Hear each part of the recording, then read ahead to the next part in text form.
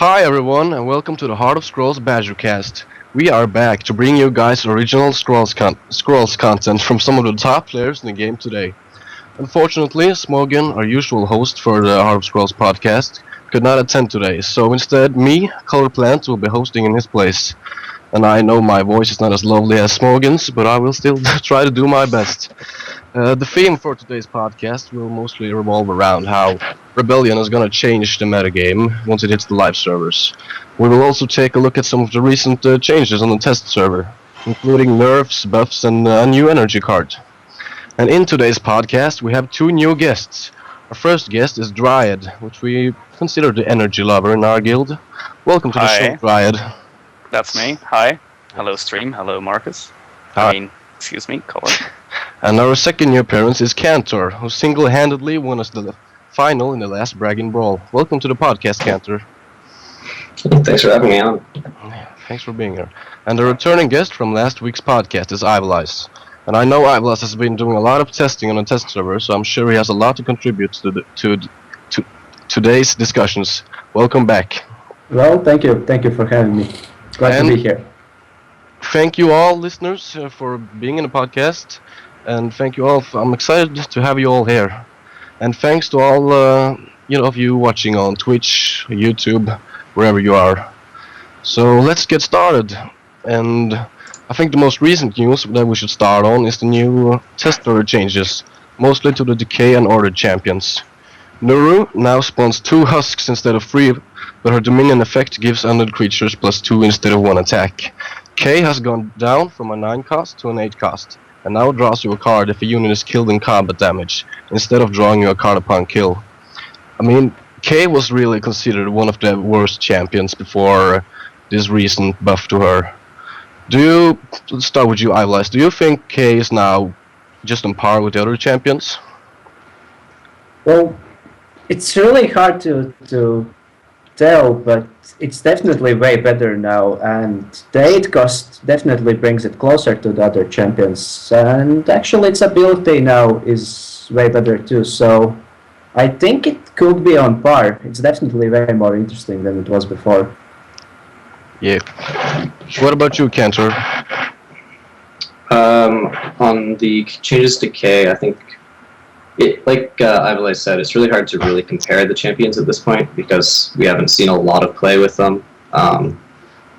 But she's definitely a lot better. I like that you can play her on a turn where you know you're going to get a combat kill and get a card draw instantly. And her Dominion effect is still not to be underestimated. Having this card draw engine that they can't remove easily could prove to be really valuable, even though it is expensive.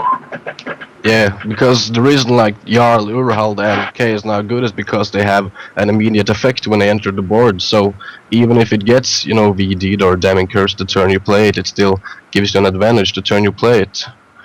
What about Nuru? Do you think she was justified being nerfed from 3 husks to 2? Still me? Yeah, Cantor. Yeah. You can I don't think the change was necessarily required. She's still going to be good with the 2 husks since they both swing for potentially 5 now. But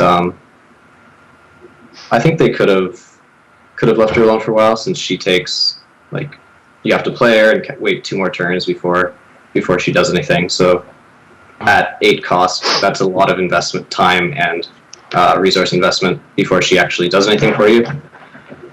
So I don't know if the nerf was entirely necessary, but it shouldn't make a huge difference. Yeah.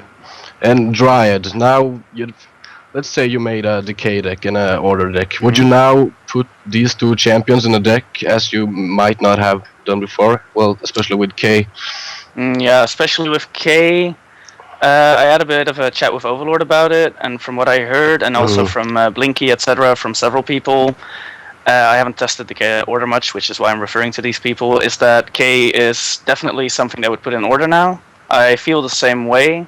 I also like that it now sort of feels like she's doing something with your army, where before she sort of was like her own unit. Now she, just like General and Vanguard, has sort of an army synergy where she helps the army when they kill stuff. I think she's really solid now. And Nuru, think she's still in, like Counter said, still good. And on the undead thing, I think she sort of has a come into play effect with Dominion, which I like. Sort of. It's not really as good as the others because you need Dominion, but you have some undead, so there's some tricks there if you have an idle down. That's what I was thinking, but I haven't tested it much yet. Yeah. Right, and another very interesting change that has been made on the test server is that Erode can now target any structure and not just your own. And this, in my mind, is a pretty significant change, which is making just about a crap card potentially a really good card. Ivalice, what are your thoughts about Erode now? Well, I'm very happy about the Erode change. Actually, I like it a lot, but it's very interesting as it's right now it's a direct counter to one of the biggest problems the K had against Growth, that was Ancestral Totem. So now it directly kills it, and even you gain some advantage. So that could be an auto-include card for a while. But then again, if Growth takes out the Ancestral Totem, it can become a dead card. So we will see how the meta shifts. So yeah. Yeah, so you think that Mono Decay decks might splash Erode just to deal with structures better? It's not a real splash actually. When you use Return to Nature, it's actually almost a free play most of the time. So yeah, I think we will see it for a while. You're right, and also a new thing on test server, which might be the most interesting one, is the new energy card that was missing from the last patch. He is a 4/2/5 for 5 cost and has the pillage ability that gives him immunity for 1 turn. Dryad, as you love energy, I'll give you the word on this one. What do you think? I think it looks pretty solid. It has better stats than the Gravelock Elder, which is nice. The Gravelock has the potential to be better, but you need too many out, which is usually not something they'll let you do, and if they do, they'll Damning Curse it or something. So it's probably not going to happen very often. I don't like that it's not ranged, but if it would be, it might be too good. I haven't tested it enough yet to say. I feel like it's kind of weird to play with, as on one hand, it has a good attack to kill stuff, and on the other hand, you kind of want to hit idols to protect your things. So I've talked with some other people about it a bit, and what it came down to is that it seems best to hit the units if you want to. Of course, like if you want to kill something, hit units if it's needed. But if you have like units that are attacking next turn that you want to protect, then you have the option to use it as a like infinite wall, pretty much, which is really nice. So I think the pillage ability won't be used much, as usually you'll be using him to kill things, but it's a nice extra thing to have in your back pocket if you want to be safe for a turn.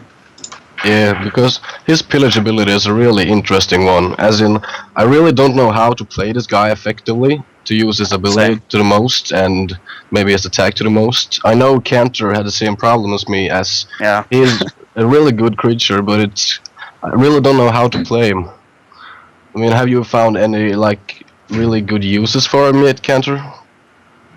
I haven't had enough games testing him to really say, but I think that he probably goes in some decks at least. Like the only real problem with him is that your Bombard doesn't help him, and like that really hurts. But I think since there are a few other good good melee creatures, there might be some decks that just sort of want to play all the best stuff and put him in as their 5-drop, because it is nice to like the ability to just like make a play for the center by saying like, no, you just can't hurt me this turn. Like, sorry Growth, but I'm invincible. Is pretty cool. Like, you can definitely push into the center and stop them from taking that middle idol and that sort of thing. It's got a lot of potential. It does, and he makes the card Machination Mindset maybe even better as well.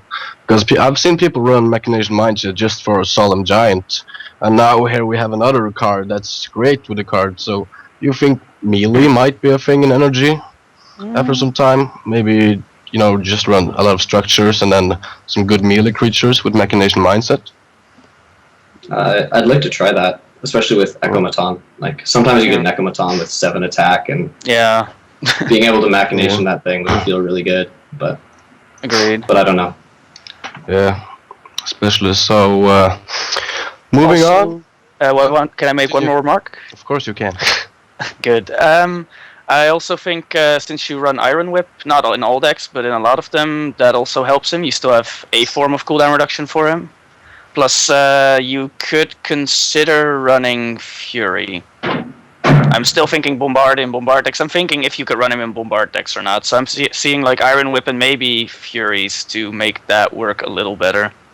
Actually, Give him a little more potential. Actually, it plus Fleetness is a pretty nice combo. So I it's can basically immune all the time. Not from direct destruction, but still pretty nice combo. Yeah. Yeah, that was it. Sorry. Alright, moving on from the test server changes, we are going to the theme of this podcast, which is about Rebellion's metagame changing. When Rebellion is gonna go live, I'm assuming that the metagame is gonna change pretty rapidly and a lot of things are gonna be different. Right now, Growth is dominating the ladder, with Decay just right behind it. Do you guys still think this will be the case after Rebellion hits? You can start with you, Ivalas. Well, it's gonna be weird. I can tell you that. Actually, it's pretty hard to decide what the meta is gonna really be now, because it's crazy out there. We see growth enchantment decks, we see energy range be very strong, decay going in all kinds of weird ways. I wouldn't really predict meta right now. I think it's a bit hard. Risky, That's what today's podcast is about, Ivalas. You get. Take a risk. Okay, Take a risk. I'll give it a shot. Okay, Yeah. I think energy ranged is gonna be one of the best decks, and growth is still gonna be one of the best decks. And energy can actually beat growth in some cases now, especially the ranged kind. And order has always been there, so order's gonna be there. And the question is about decay. Actually, I feel it's a bit weaker now, so we'll see about that one. Yeah. I mean, energy is considered just about the weakest faction right now, and Bombard decks are considered even weaker than the energy decks. I mean, the structured decks in energy. Yeah. So, do you really think that these new cards will bring energy to the top of the ladder, even maybe above growth? I can see that happening. Yeah, Yeah. it's crazy. You know, it's really crazy. Even with Quake still being a thing? Well, Quake really hurts structure energy, but if you're going all ranged, it's actually a fair game then. So Quake might be not that great. Can I comment on that? Of course you can. Sure. Before the patch, Quake was also a problem for ranged, a little bit anyway, since they still didn't run a lot of beefy stuff. But I think especially Tempest Runner, for example, and maybe also for part Replicaton for the people who will play it, especially now that it costs 2 energy to go back to your hand instead of 3. You need to have 2 energy open. They changed that as well. Since that's also a thing, I think they have a better chance against Growth now, since that'll survive Quake. Tempest Runner has armor and survives Quakes. So they have some decent things that survive Quakes now. Also Marksman, no Conduit, but I don't run that, so it's cool. But yeah, they have more stuff that survives Quake. So you guys are thinking really highly about energy after Rebellion. Yeah. Do you might think that it got too much good stuff, as it might be too good now? It's... Oh, sorry, give it a turn. Go ahead. Yeah. Cantor, what's your thoughts about that? About Energy After Rebellion, I think everyone's mostly really excited about it right now, since they got a lot of fun new cards, and Energy is sort of the bottom of the barrel right now, so everyone wants to see it work. So everyone's testing a lot of energy decks, and they seem to be testing pretty well. So as far as we can tell, it should play pretty well, but it's still hard to say. They have a lot of power. Like Bombard when you have like Bombard with the working on the name of it, the marksman. Yeah. Gives them a lot of removal power.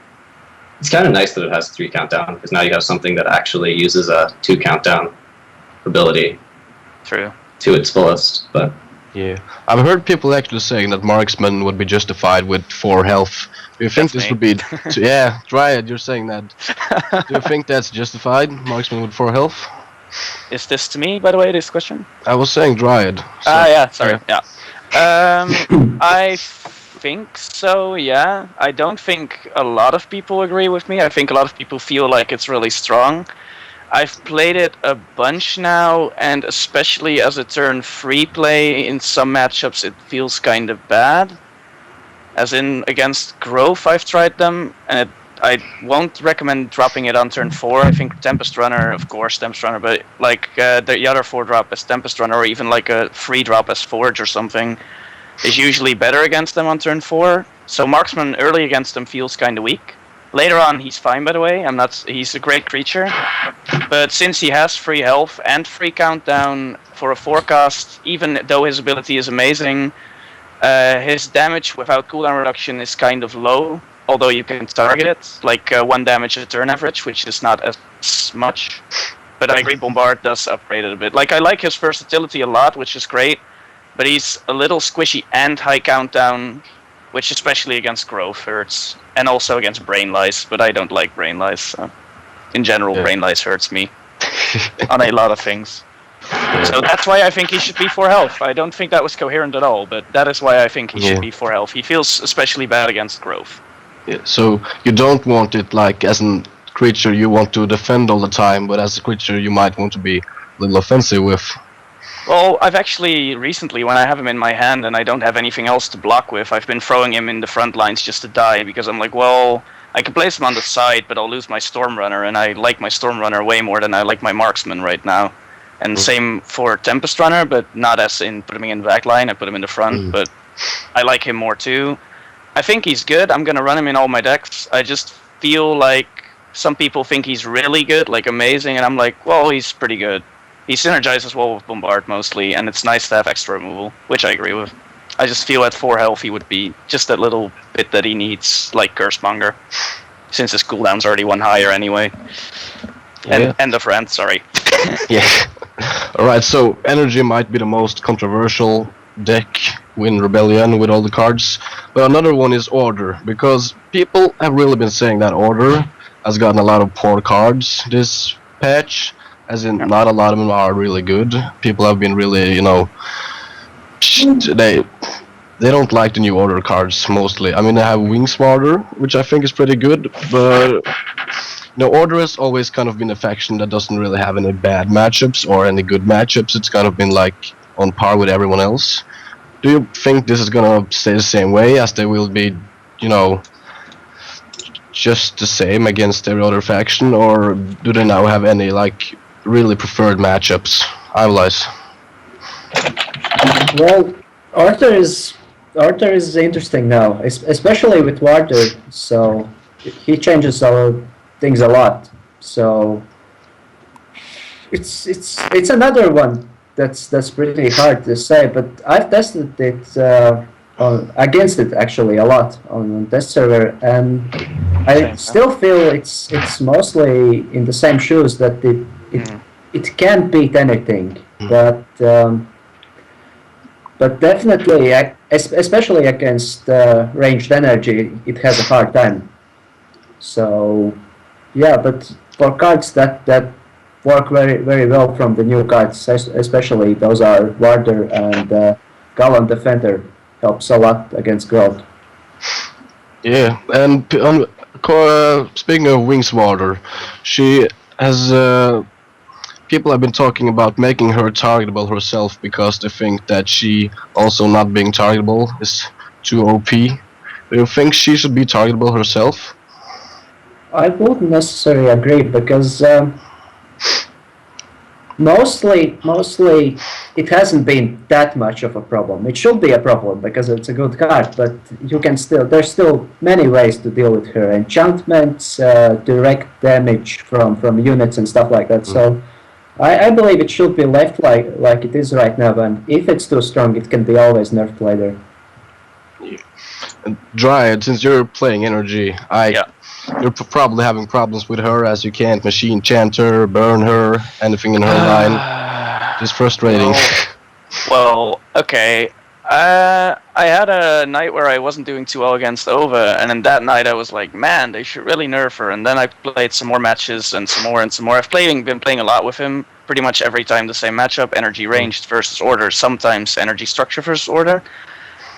Structures is gonna have a really hard time with her, even with the sudden eruption, which you will probably be running. And even if you run Thunder Surge too, it's gonna be hard, especially if they play it like Ova and not putting anything that you can Thunder Surge next to her, because everything is in her line, which is really annoying.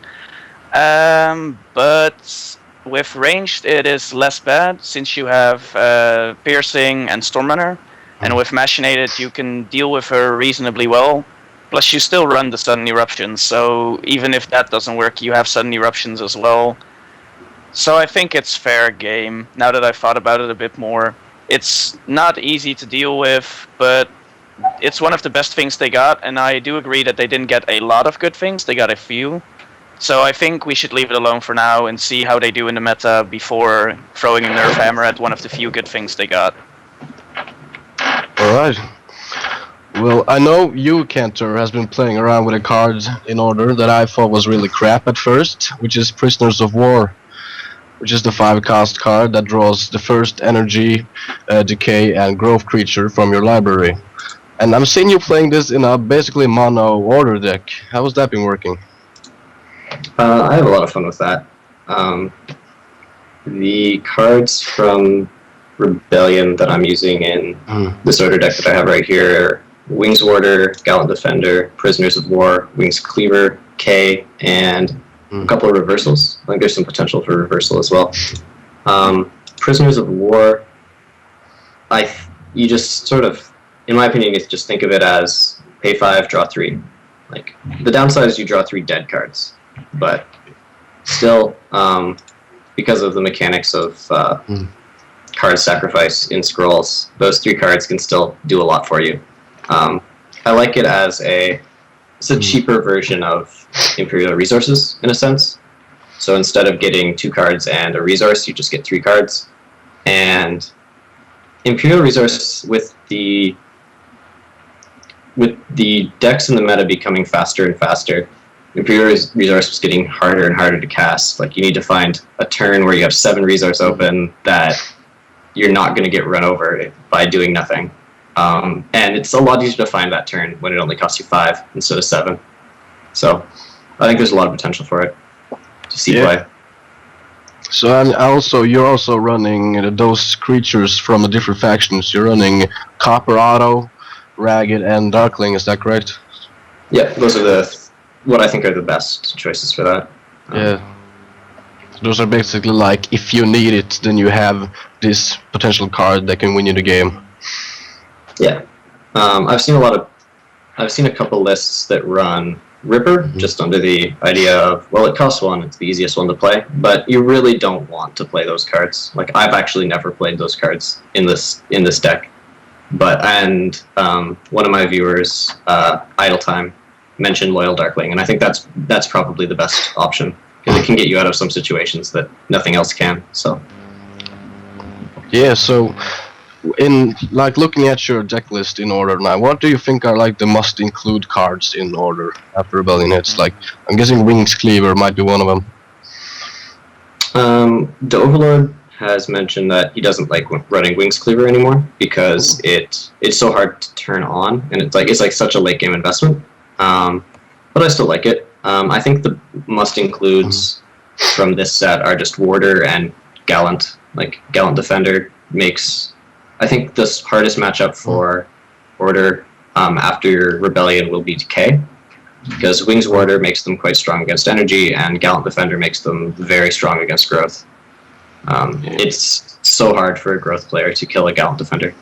Yeah. Yeah, and also with Wingswater making a whole row like invincible to spells, enchantments might become more popular within order. As in, you can easily fleetness your creatures now without having to think that they will just get VD'd or damning cursed the same turn because they can't use spells on them. Dryad, do you think more people is gonna run enchantments in order? Yeah, probably. I've seen Ova do it a bit with Fleetness, indeed, and it was pretty frustrating to go against. He would, I was ranged energy, and he would mostly spend most of the game running away from me, so not actually fighting me over the middle. He would go to one side of the map, hide, and as soon as I came over, he would potter, he would flip, and he would kill all my stuff. So coming over was kind of scary as well, especially with Relentless. So it was kind of hard to deal with, and then he had the warders against the spells, and then you think like, well, you can just race him, just go place your stuff down on the other side and outrace him. You're ahead. That's why he's running. But then he would just fleetness a bunch of decent damage units or a scholar and draw immense amounts of cards, and it didn't work out. Like I've had one or two games where that actually almost lost or actually lost me a game with where fleetness was a really big play. So Fleetness might be one of those cards that become better with the new patch as it hits. For sure. It's just looking like that. And so, like, enchantments is like, I think Carl Larson was saying that he really wants enchantments to be a thing, which we can clearly see by the new growth cards, Earthborn Mystic and Earthen Testament, which both really award using enchantments. But Ivalise, do you think growth deck could go on to just, really go heavy on enchantments now? As right now enchantments seem really bad in the meta because investing too much in one card, normally it seems like a bad idea. I think actually Colonelizer succeeded with actually just one card with Enchantress. So growth enchantment decks actually are a thing in town.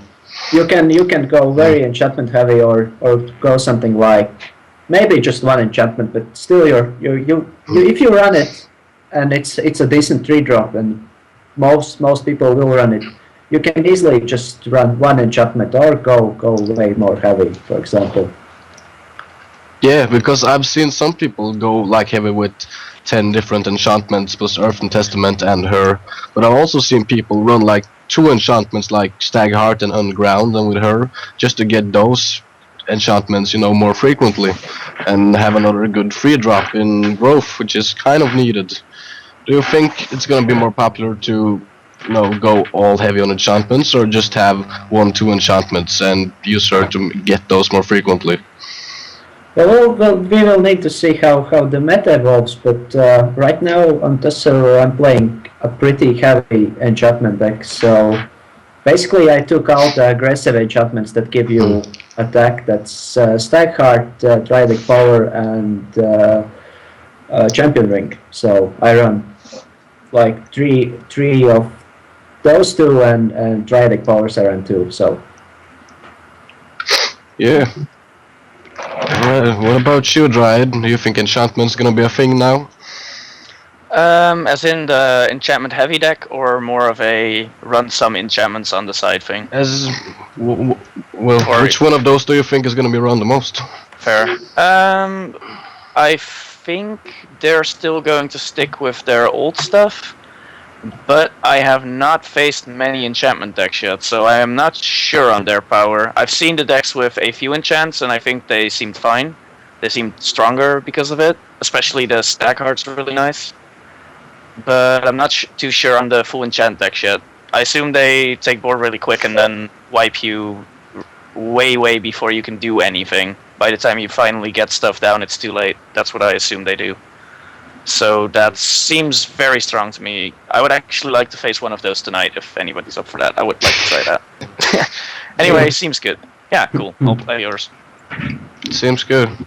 Cantor, thoughts on enchantments now?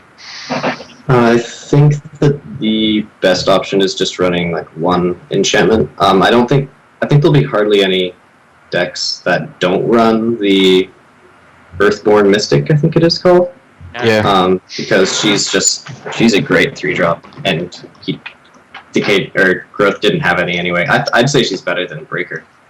Yeah, probably. But taking advantage of my personal Growth deck runs 3 Stag Hearts and no other enchantments, but I've found that it tends to be very powerful because you want a enchantment that's aggressive because you want to take advantage of the +1 that she gives to enchanted units. That extra bonus ends up being really powerful. And I think it's best to only have like one particular enchantment because that way, when you use her ability to draw an enchantment, you know exactly what you're getting and you can plan your turn around it. There's arguments to put in Unground as well because there's a lot of potential for that as a spot removal for Growth, but the consistency of knowing what you're drawing seems valuable to me. It feels a lot like a normal Growth deck, and it doesn't slow down your consistency that much to have 3 Stag Hearts, but you can have some crazy explosive starts with that kind of deck, where if you happen to draw like turn 2 Brave, turn 3 Mystic, it's not long before you have a Stag Heart on him and like 2 other creatures. What do they do? So Yeah, Grove seems to be like even more aggressive now than they were before. Yeah. But they have been hit with some nerfs. With the Kinfolk Veteran nerf and the Crimson Bull nerf, do you think Grove is gonna have a harder time, or have like the new cards kind of made up for those nerfs? Dryad, you're free to answer, or Cantor. Sure. Yeah, who's gonna go? I don't mind. I'll go. Let's see. They also nerfed the Fangbear, but that was sort of a hidden thing. But they also nerfed the Fangbear from 5 to 4 health. Thank God, in my opinion, anyway. Let's see. Veteran nerf first. First thing first. You asked, did it make up for it? Yes. And in short, I think Veteran's still fine, and I think Crimson Bull might be less fine. I've heard people who tried Grove a bit more than me say that they felt a lot less good about it. But I think the new cards still made up for it just fine. I've played against Grove a few times and they seemed strong as ever, so I don't think people should fear Grove having any trouble. Yeah, because I've been playing around with the Crimson Bull nerf, and I just haven't seemed to be able to play it as much as I did before. Like that jump from 2 to 3 cost just made me never really want to invest that much. Yeah. So that seems weird, but you think everyone's still gonna be playing Veteran because that's still a good card. Haste is just, in my opinion, probably still the best ability in the game. I can't think of all the abilities in my head right now. Armor's really good and some others, but I still think Haste is one of the best things there is. Just the ability to use one card and play both a creature and the sort of spot removal. Although a frontline unit gets removed seems really, really powerful to me. So I don't think that the health nerf will make him unplayable. Yeah. There's also been talk about because Growth getting even more aggressive with things like Wetland Ranger, Vengeful Veteran and all that. And there's been some spikes in like Growth aggro decks only going up to 4 resources. Do you think these might be the most appealing ones when Rebellion hits, or will we still have up like to 8 for God Hand and maybe Jarl Urlhald when it comes out? So I can take this one because sure. I've been messing for a while with this concept, and 4 doesn't seem to be the best maximum to go to, because at 5 you get Veterans and Rallying. So in my opinion, you should go up to 5 to make a really dangerous Growth aggro deck, but they're definitely possible now. You can fill the 1, 2, and 3 spots so easily now that they have no problem. And they can be really similar to the old order aggro decks that were using the Wings Captain. So with enchantments, basically doing some kind of bonus damage there. So they're definitely a thing, and we're gonna see them. So do you think they might not just be like we're gonna see them, but they might be as competitive as the late game Growth decks? Well, it's just like it was with aggro order there. In some matchups, they will definitely just destroy the opposing deck, but they might have some unfavorable matchups. So they're gonna be a great counter decks, but for overall play, I can't really judge it how powerful they're gonna be. So it's probably gonna be one of those decks that either win early or lose in the late game. Yeah, definitely. If you're going late, you are gonna be at a disadvantage there. Yeah. Right, so moving on to the fourth faction, Decay. I personally really don't see too many cards in Rebellion that I want to put in my Decay deck. I mean, there are a lot of interesting ones and a lot I like, but I'm not sure what to replace with any of them. Cantor, have you find like a lot of cards from Rebellion that you want to replace in your Decay deck? K-Deck felt pretty low. I definitely agree with you. Yeah. There weren't a lot of cards in there that really appealed to me. The ones that stand out are Baleful Witch and Blightseed. Boghound's good too, but depends if you have space for more 2-drops or if you need them. I found that what I ended up playing was a deck that focused more on Curse than my previous decks had, since to try to take advantage of Baleful Witch, and then as a result ran a bit more poison than I used to. Also, since you can't do Crimson Necrogeddon anymore, so Yes. gotta find other ways. Yeah. Oh god, the Necro nerf. Actually, There was another card actually. It was Nuru's Needle that I think has potential. People are not liking it, and it didn't quite make the cut for the deck that I'm running on the test server either. But I think that people might find uses for that, because like the Binding Root effect is kind of a big deal. Like Binding Root's not a bad card, Agreed.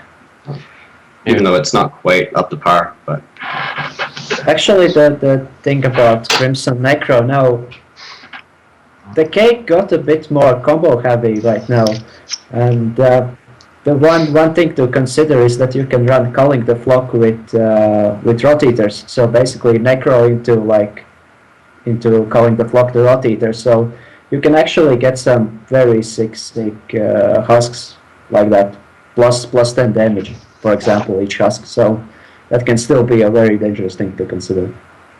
well, husks aren't beasts.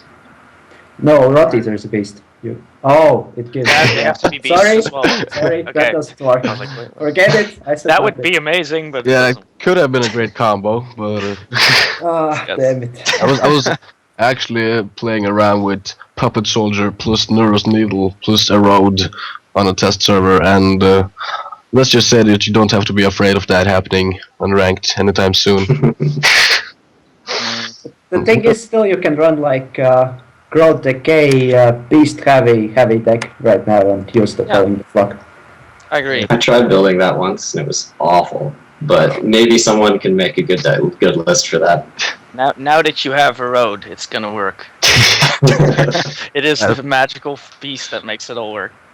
Yeah, so I was gonna ask one thing, if that's okay. I remember correctly. I think that Boghound had people excited, and I don't hear anybody about it anymore. Like anybody. What I'm happened? playing Bloodhound. Oh, But you are okay. I found someone. Yes, but I can't find a lot of people who like it as much for some reason. Is there a reason? Can anybody else explain me why? Since you apparently like them. well, nobody's Marcus? talking about it because it's not a big deal. Like it's a good card. You can put it in your deck if you need 2-drops, but Hmm. it's not fancy. It doesn't like you Yeah, don't true. go home and say, "Oh my God, the Bloodhound is amazing." Like, no, it's just 2-drop. Yeah, that- Like great. Fair. I don't know. Since there was a question on what you would put in your decay deck, so I was thinking Boghound. I haven't seen a lot of people run it. I was kind of wondering. Sorry. yeah, the thing is, you gotta find out if you want to replace the good Ilmar Tribesman 2-drop with Boghound, as it's really a bad early game, or not bad, but just quite decent. It's a gun auto, or more like a Kinfolk Ranger that can be better in the late game. But I really like my Darklings and my Tribesmen, and if I get another 2-drop, I mess up my curve too much, and I, ruin my deck. So I don't find a place for him, personally. Huh. One thing I have been thinking about putting in my Decay deck is the Baleful Witch Bloodline Taint combo. So that might be a thing. Otherwise, do you think that would be like the normal thing in every Decay deck? I tested it a bit, and I wasn't happy with the results it gave me. But my deck was more poison focused, so I found that in poison decks it doesn't work that well. Even though I run the the Bloodline thing too, but still I didn't find any real place to play it because mostly I try to remove creatures every turn, and Bloodline Pain plus Baleful, which is just so costly, so I couldn't really pull it off. Yeah, because it is a 7 cost 2 card combo that basically deals 2 damage to one subtype on the opponent's field, which is a little costly. Do you think it's worth it, Cantor, to run it in normal decks? Decay decks? I think so. The yeah, I haven't tested Decay on the test server too much, but the Decay deck that I'm most happy with takes advantage of that combo. So I find since if you want to run like a poison-based deck, then you need to amplify the damage of the poison, or it's just too slow. So you either go Curse or you go Miasma Well, and Curse I think is a better option usually. And Baleful Witch just works so well with that I think it's worth doing. Because sometimes you can wait it out a bit too. You can be like, you can play your Bloodline Taint on one turn and then play your Baleful Witch on the next turn. And while you have some poison ticking here and there, got your Curse Mongers doing their thing. I don't know. I think it's good. The body is significant, being able to throw it in front of your Witch Doctor. Yeah, so you like it more in like a poison decay deck in like the standards that are now? I guess. I'm not sure where people draw the line as far as like what's a poison decay deck and what's not. But when I designed the current decay deck that I'm running on test server, the idea was sort of like to get off with an early start with like Ripper, Boghound, Tribesman. So like it has some early drops and then it tries to control, like to go into the later game by having some like mid-game removal. So like my 1 to 3s are like creatures, and then like 4s to like my 4-cost stuff is mostly removal, and then like finish up with like Nuru and Witch Doctors. So the 4s and 5s are more the removal space. Yeah. Yeah, so like Bloodline Taint Baleful Witch combo is the one thing I've been considering putting in my decay deck. And there's also Blight Seed, which I know Ivalice thinks is really good. Ivalice, you would probably put that in your deck right away, if I'm guessing correctly. I think it's pretty dangerous because it's right now as it is, it's pretty easy to pull off, especially against Growth in Order. So those are two matchups that it can be really useful, and it actually does another thing that not many people think of. It diverts the threat from some of your most useful units to, for example, Oblivion Seeker. You put it on Oblivion Seeker, and then you have this decision: which do I kill? Yeah, so it's not maybe only used as to draw the cards and gain the resources, but as a kind of distraction to get your enemy to focus on other things than the things that you really need to control the board. I actually wanted to like touch on another type of decay deck that's now possible, but I don't think it's gonna be like strong, but it's still something you can build that's pretty interesting. It's a deck that focuses around summoning a lot of husks, including like Corpse Collector, mostly not only husks, undead. So you would run Nurus, Corpse Collectors, and stuff like that, and then as a finisher you will run Restless Bones. So that could be an interesting like direction in which Decay can go. More and more undead focused. Yeah, Decay, as things like Growth has enchantment ways now, Decay also seems to have like more types of decks, even with the standard and poison. A friend of mine, Silas, made something called, I think it was Death Wish Decay, which basically revolves around putting down Totems of Suffering, playing Stitchers that kill things, playing Corpus Collector that spawns more husks to die, and basically just letting all your stuff die slowly and taking the win by idle damage. Do you think this might be a thing? Try it? It sounds really cool. That is my first thought on that. Will it be a thing? I'm not too sure. As of right now, it feels board control is really important, especially with people talking about curves and making decks with good curves and making sure that they put out stuff a lot. I'm not sure if you want to be killing your own stuff too much then, since you'll get behind on board and possibly lose just on that. But I'm not sure on his entire deck list. I suppose if you run some removal, you could keep their stuff in check, since the case removal is fairly cheap. Considered to energy, since it has some drawbacks in slowness or in damaging your own stuff. It could be a thing. I'm not gonna commit there, but it could be a thing. There's health now. That already helps. Probably does. So, but the faction that Decay might have the most problem with, except for Growth, but that's just because Growth is really stupid right now, is energy. Because mostly of all the structures. Sorry. I understand you. I feel you. Most of all the structures. How do you think the Decay versus Energy matchup is gonna look like after Rebellion? I've played it a bit. It seemed like Energy had an edge, but it didn't feel overpowering. I would probably like to hear the others' opinions as well on that, since I didn't test it enough, I think. But I've tested it a bit, and it seemed to me like Energy had an edge. With all the AoE and piercing, they are reasonably able to take out the backline stuff that they need to take out.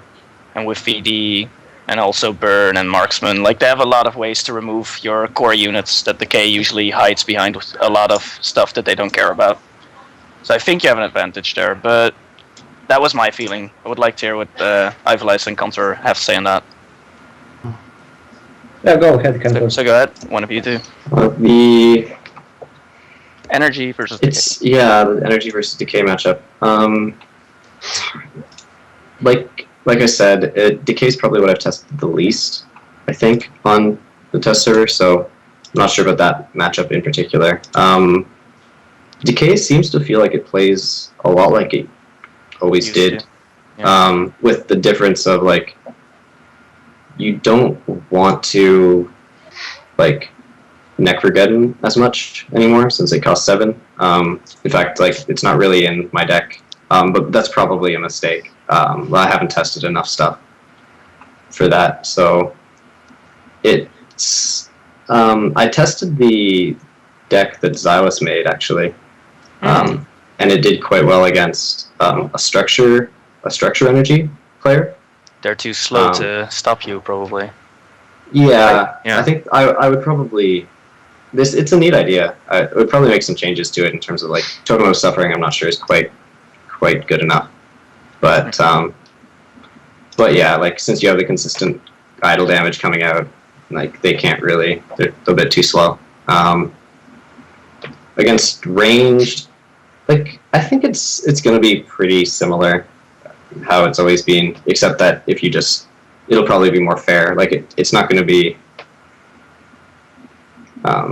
Since energy will be sort of where we'll be playing a more standard creature-based style, like the way that Order and Growth are now. Like I think it'll be a lot like those matchups. You can still just poison all their ranged units and try to keep your pack of units alive. Although it might be kind of hard because of like Thunder Surge. Yeah, Thunder Surge had an eruption, and also the piercing and the bombard. The what's it called? The AOE.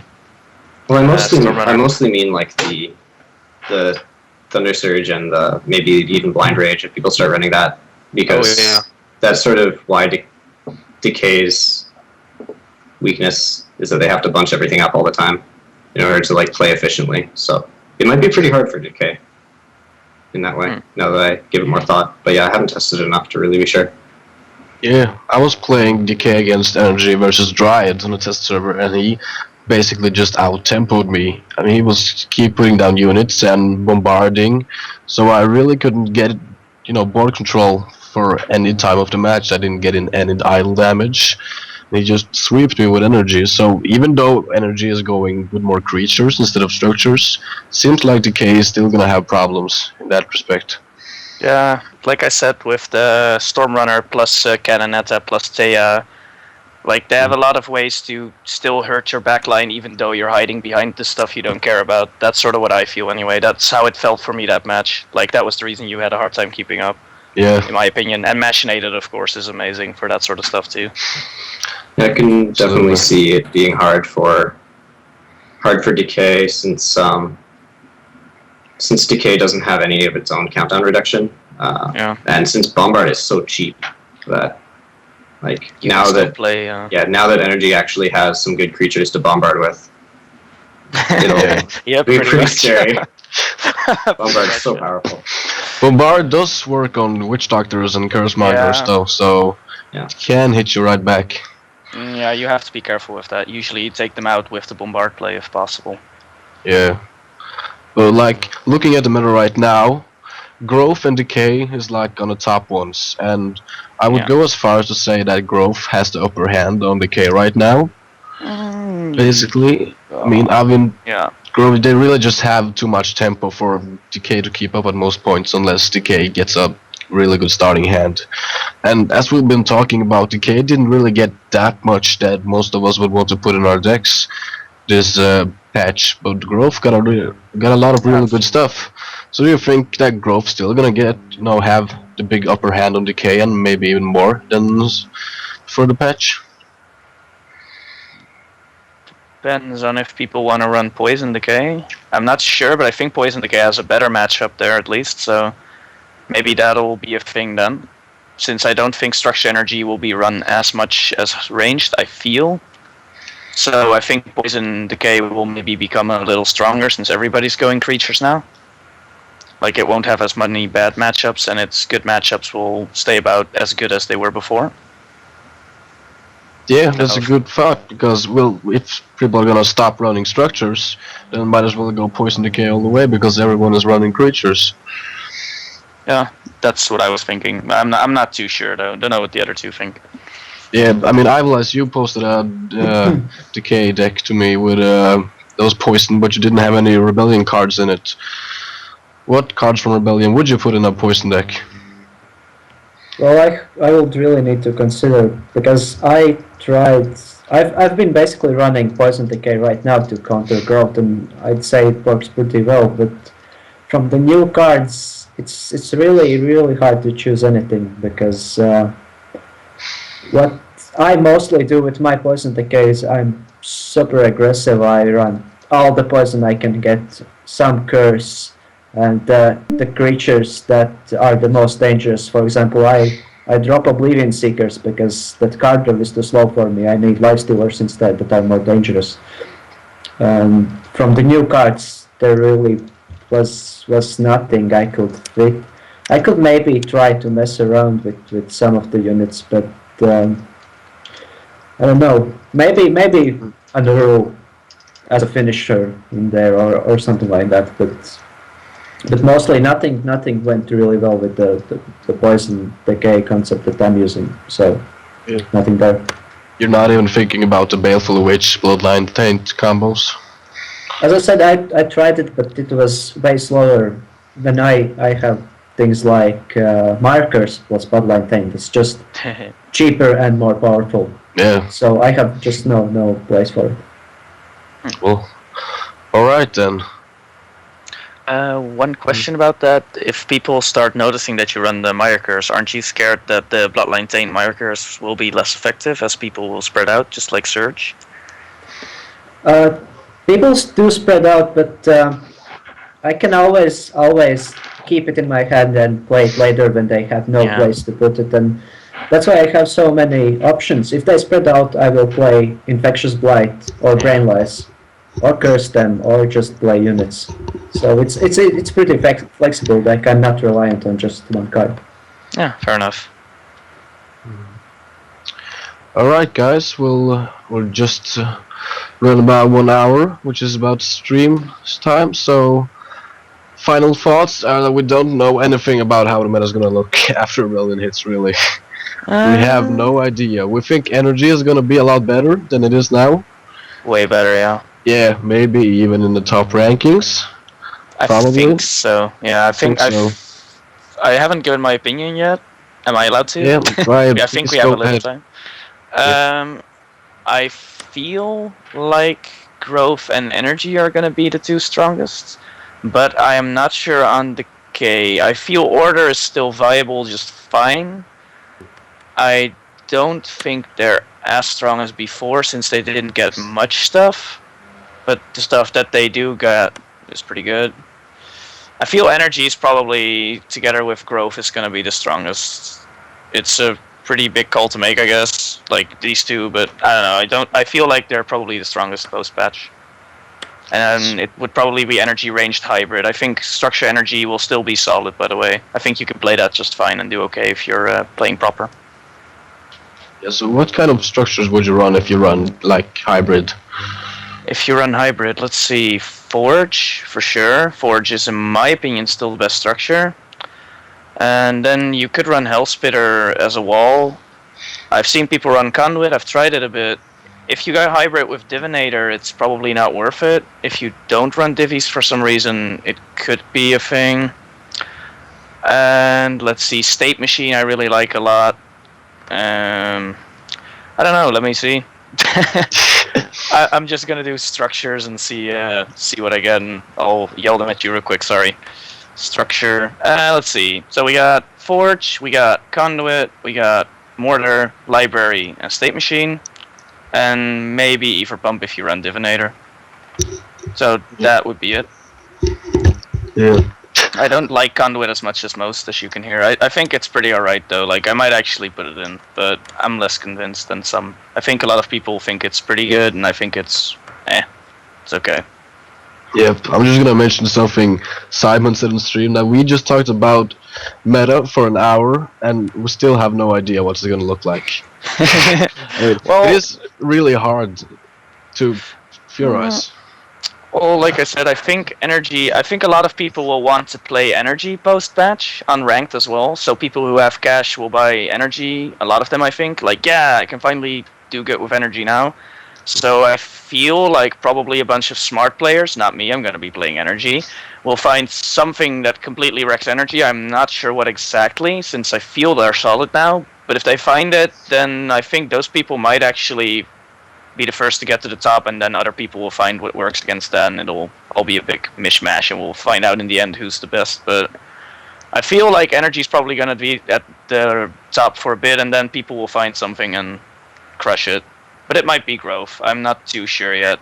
I still feel Growth has a good matchup against anything, and also against energy. So yeah, might be Growth still. Hard to call. Yeah. We can theorize all we want, but something's definitely gonna change when it actually hits the live servers, and everyone's gonna yeah. have to get to play with them. That's what I happened. have to buy so much stuff. I'm gonna spend so much gold on that day when Rebellion hits. Yeah. Getting all those Same thing. energy rares. Yep, same here. I'm gonna be buying a lot of energy stuff, as I said. I think a lot of people will, which is, like I said, why I think someone will have to play something that wrecks energy and will probably be number one pretty quick. I'm wondering what champions are gonna cost on the first day. People are gonna try to sell those for so much money. I'm guessing, I've been in trading for a little bit now, not too much. I'm guessing nobody's willing to pay more than 2.5k for them. That is my guess.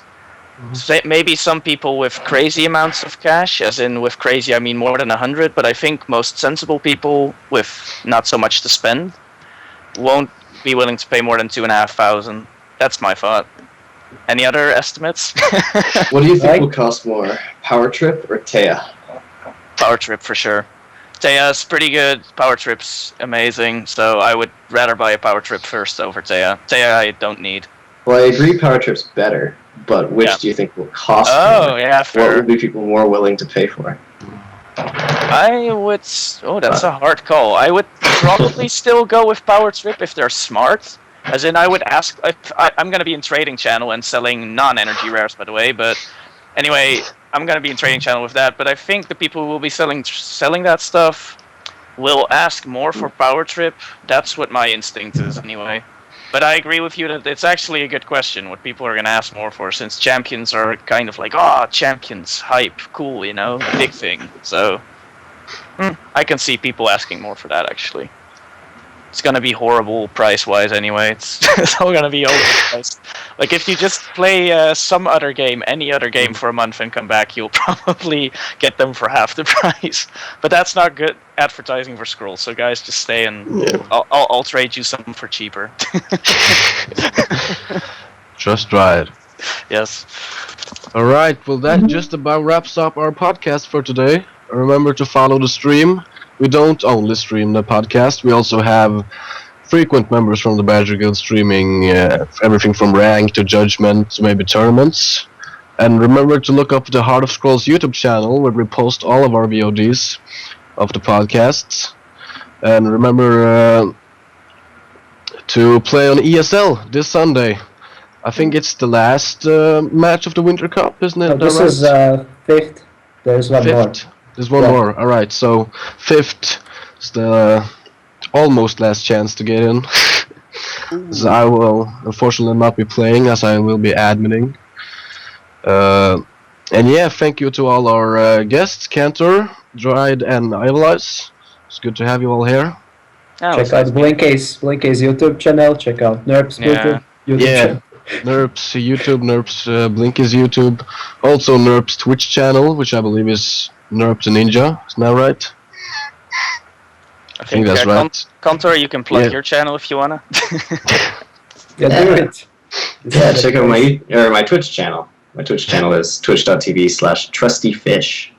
Yeah. And also our stream tomorrow will be from, I think that's 19 CET to 23 CET. Isn't that right? That will. I think so, yeah. I don't think who's gonna be on there is decided just yet, but it's gonna be good, whoever it is. Something is going to be happening. Yes, something that will definitely be happening there. So that is twitch.tv/D_owlstream, if I'm correct. Somebody correct me if I'm not. That's GMT, not CET, I'm sorry. So, yep, thank you to all of our listeners on YouTube, Twitch. You are all beautiful people, and I love you all. And happy Valentine's Day. Ooh, can play some Scrolls? Huh? Can I say one thing, by the way? Yes.